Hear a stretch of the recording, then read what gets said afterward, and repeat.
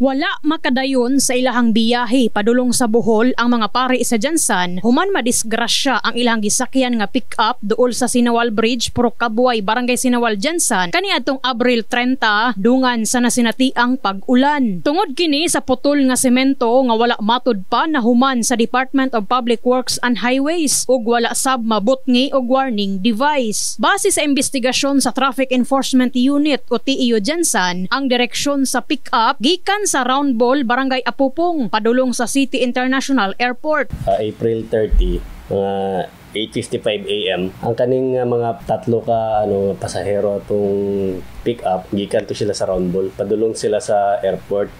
So before sila maabot ato ang sa tong bridge to sa Sinawal, bali na i-part dito nga murag buslot ba, murag putol nga semento.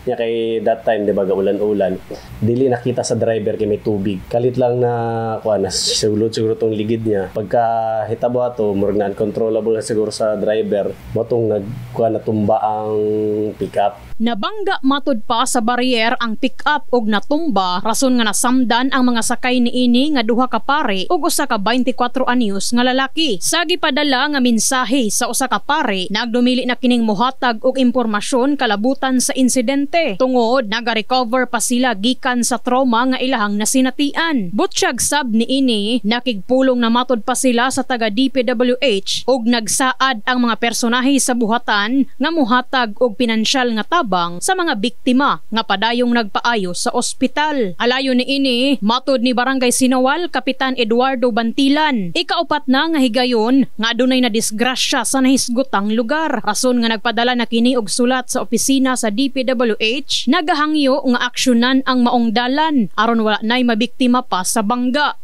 So ang concern nako nga mapaabot namo na man ako ang document ebidensya man yun na siya nga ipa-receive na ko sa DPWH. Ang kanang naay gikan sa ato ang laing lugar, nag-aapas sa ato ang time sa airport, simple di nato malikyan kusog ilang dagan.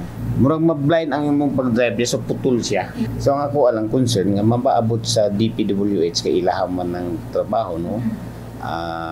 Ako lang hangyo nila nga itapos nila para dili na madungagan ang mga nahitabo din nga madisgrasya.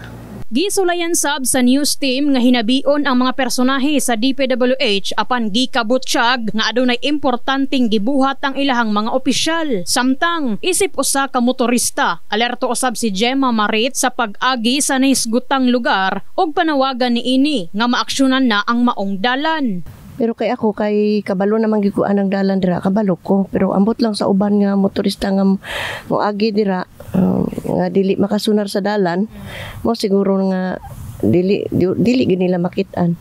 Kay ambot lang kung wala ko kabalo kung asa na nga project sa private ba na o sa atong panggobyerno, wala lang ko kabalo. Pero dapat lang nila na tapuson o di kaya butangan nila warning device para makaiwas ta sa disgrasya sa mga iban nga motorista.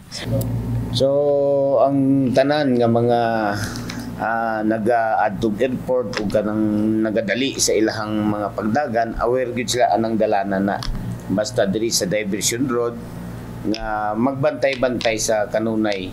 Dapat ang driver nila na present of mind permanente ang driver. Pagkahuman sa insidente, nabot nga na og warning device ang nahisgutang lugar. In the heart of changing lives, kini sa Enemy Mugpon, Brigada News.